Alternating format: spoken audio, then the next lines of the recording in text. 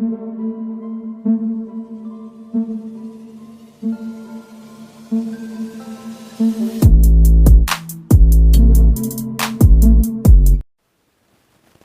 दोस्तों, scary story official में आप सबका स्वागत है। आज की कहानी की तरफ बढ़ने से पहले चैनल को सब्सक्राइब कर लीजिए और अगर कहानी अच्छी लगती है तो प्लीज़ लाइक एंड कमेंट करना मत भूलिएगा। दोस्तों, आज की कहानी बहुत ही ज़्यादा डरावनी है। ऐसी कहानी आप लोगों ने नहीं सुनी होगी। तो जब मैंने भी ये कहानी सुनी तो मुझे बहुत ज़्यादा डर लगा। कहानी है प्रिया और उसके मम्मी पापा की। तो ध्यान से सुनिएगा, कहानी शुरू करते हैं। प्रिया और उसके मम्मी पापा अभी नए नए एक फ्लैट में शिफ्ट हुए थे और बहुत खुश थे क्योंकि अभी तक वो किराए के घर में रहते थे और अब इन्होंने ये अपना फ्लैट लिया था। प्रिया का एक पास के ही स्कूल में एडमिशन करवा दिया था। प्रिया अभी 10 साल की थी और बहुत ही ज़्यादा खुश रहती थी, लेकिन उसके मम्मी पापा दोनों जॉब करते थे। इस वजह से थोड़ा सा परेशान रहती थी क्योंकि मम्मी सुबह 9-10 बजे ऑफिस चली जाती थी और रात में ही 8 बजे तक आती थी और यही हाल पापा का था। पापा तो और देर से आते थे, 9-10 बजे तक। तो प्रिया अपनी फैमिली के साथ टाइम नहीं स्पेंड कर पाती थी, इस वजह से थोड़ा परेशान रहती थी। और ऊपर से अभी नया नया घर था तो घर में पूरा दिन अकेले रहना उसे बहुत ज़्यादा परेशान करता था। तो पहला ही दिन था, मम्मी सुबह उठी और उसका लंच पैक करती हैं, वह स्कूल चली जाती है। उनकी मम्मी ने एक मेड रखी थी और मेड लेकिन शाम को चली जाती थी। दिन भर तो वो प्रिया के साथ रहती थी लेकिन शाम को वो चली जाती थी। तो इनके मम्मी और पापा दोनों ऑफिस चले जाते हैं। प्रिया स्कूल जाती है और जब 12 बजे स्कूल से आती है तो मेड घर में होती है, वो उसे खाना वाना देती है। सब कुछ करने के बाद प्रिया अब टीवी देख रही है और उसकी मेड बेड के बगल में उसके साथ टीवी देखती है। प्रिया उसके साथ खेलती भी है, बहुत अच्छा लगता है उसे। लेकिन जैसे ही शाम का 5 बजा था तो मेड जाने लगती है और कहती है कि बेटा अब मुझे जाना होगा, क्योंकि वहाँ से घर उसका बहुत दूर था। ये बहुत पुरानी मेड थी इनकी। तो वो चली जाती है। अब प्रिया घर में अकेली है। प्रिया को उस घर में जिस दिन से आई थी उस दिन से पता नहीं क्यों बहुत अजीब सा महसूस होता था। उसे लगता था उस घर में उसके अलावा भी कोई है, उसके आसपास कोई उसे घूरा करता था, कोई देखा करता था। तो प्रिया चौंक जाती थी, इधर उधर देखती थी। प्रिया का रूम और उसके मम्मी पापा का रूम अगल बगल ही था, लेकिन प्रिया पता नहीं क्यों बहुत असहज महसूस करती थी अपने रूम में। अब शाम को मम्मी पापा जब आ जाते हैं तो साथ में बैठकर सभी लोग खाना खाते हैं। प्रिया अपने रूम में चली जाती है और मम्मी पापा अपने ऑफिस का काम कर रहे थे और करते करते वो लोग भी 11 बजे तक सो गए थे। प्रिया भी सोने लगती है, उसे नींद आ जाती है। लेकिन आधी रात को पता नहीं क्यों प्रिया अचानक से उठकर आती है और अपनी मम्मी से बोलती है कि मम्मी मुझे बहुत ज़्यादा डर लग रहा है, पता नहीं मेरे रूम में कोई है। अब मम्मी उनकी बहुत ज़्यादा थकी हुई थी तो उन्होंने कहा, अरे बेटा कुछ भी नहीं है और शायद तुमने कोई बुरा सपना देखा होगा, ऐसा कुछ भी नहीं है, सो जाओ। तो वो चली जाती है अपने रूम में, लेकिन उसे नींद नहीं आ रही थी। उसे ऐसा लग रहा था उसके रूम में उसके बेड पर कोई बैठा है और जो हंस रहा है। अचानक से खिड़की खुलती है और खिड़की से वो औरत कूद जाती है। ये देख करके प्रिया बहुत ज़्यादा डर जाती है और चिल्लाते हुए मम्मी के रूम में आती है और मम्मी को बताती है। तो मम्मी एक बारी उठती हैं और कहती हैं, चलो अच्छा मैं देखती हूँ। वो रूम में जाती हैं तो देखती हैं सब कुछ नॉर्मल था और सब कुछ ठीक था। तो उन्हें लगता है शायद ये परेशान कर रही है सिर्फ, और कहती बेटा परेशान मत करो क्योंकि मैं बहुत थकी हूँ और सुबह फिर से ऑफिस जाना है।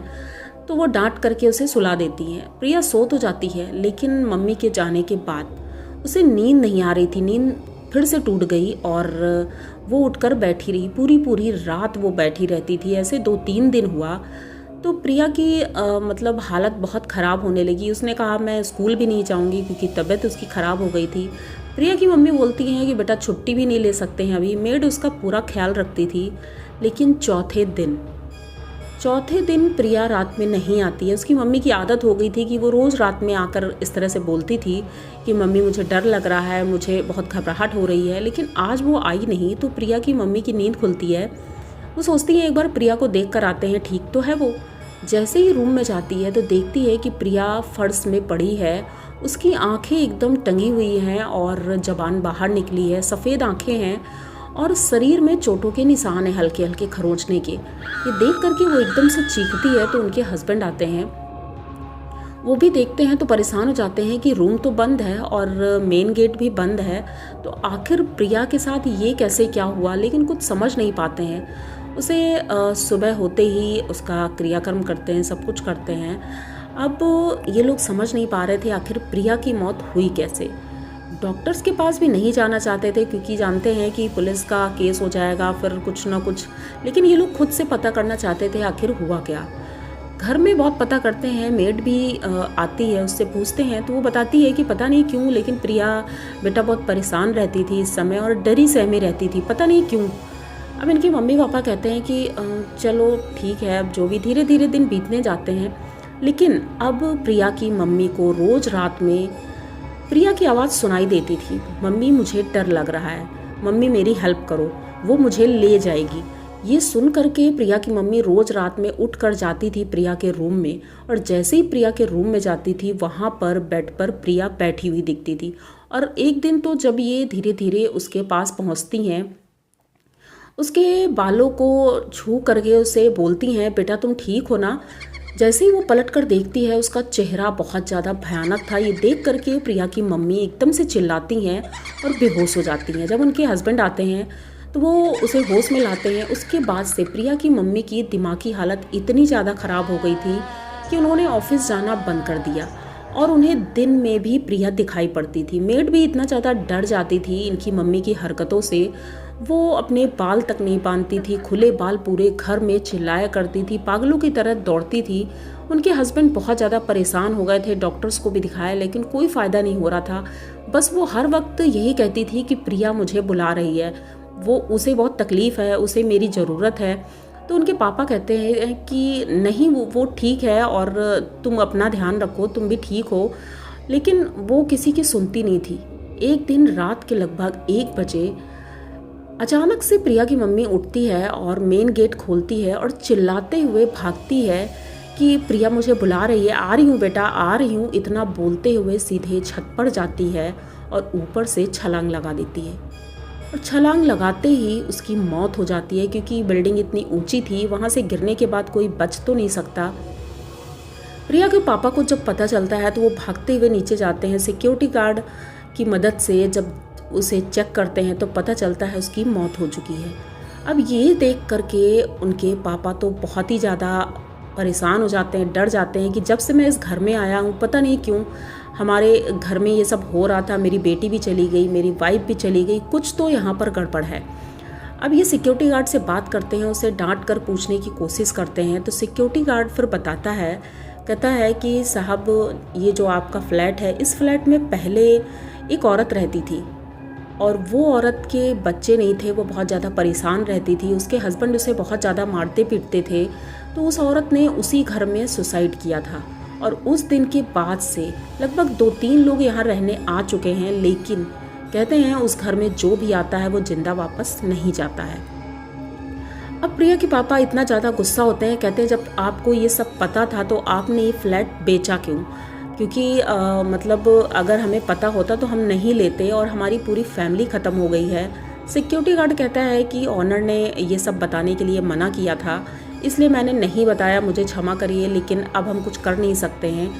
अब उनके पापा तो परेशान उसी जगह बैठे रहते हैं, उसी स्टूल पे, और सोचते हैं कि कितने हंसी खुशी हम इस घर में आए थे रहने के लिए और आज मैं यहाँ से खाली हाथ जाऊँगा। ये देख करके वो बहुत ज़्यादा दुखी थे। जाते हैं अपने फ्लैट में, अपना सामान पैक करते हैं और जब चलने वाले होते हैं अचानक से उस घर से प्रिया की और प्रिया की मम्मी की आवाज़ आती है, क्या आप हमें यहीं छोड़कर चले जाएंगे? ये सुन करके प्रिया के पापा बहुत ज़्यादा डर जाते हैं, पीछे मुड़कर नहीं देखते हैं और तुरंत नीचे उतरते हैं। जब नीचे उतरते हैं तो देखते हैं बालकनी में प्रिया और उसकी मम्मी खड़ी है और उसके साथ में एक औरत है जो खड़ी है और हंस रही है। ये देख करके उनके पापा बहुत ज़्यादा डर जाते हैं और वहाँ से सीधे अपने दूसरे किराए वाले घर पर जाते हैं और वहाँ रहने लगते हैं। बहुत ज़्यादा दुखी थे और परेशान भी थे, लेकिन अब ज़िंदगी दूसरे मोड़ पर ले जाती है। उनके पापा उसी किराए के घर में रहते हैं, अपने मम्मी पापा को भी गांव से लेकर आते हैं और वहीं पर रहते हुए पूरी ज़िंदगी गुजार देते हैं। दूसरे किसी फ्लैट में आज तक उनकी हिम्मत नहीं हुई है कि वो ले करके रहे, क्योंकि ये बहुत बड़ा हादसा था जो कि खौफनाक था। आप लोगों को इन लोगों की ये कहानी कैसी लगी? अगर अच्छी लगी हो तो प्लीज़ चैनल को सब्सक्राइब करिए, लाइक कमेंट करिए, शेयर करिए और बने रहिए हमारे साथ। इसी तरह की नई और अनोखी कहानियाँ मैं लेके आती रहती हूँ। तो मिलते हैं फिर किसी नई कहानी में, तब तक के लिए डरते रहिए।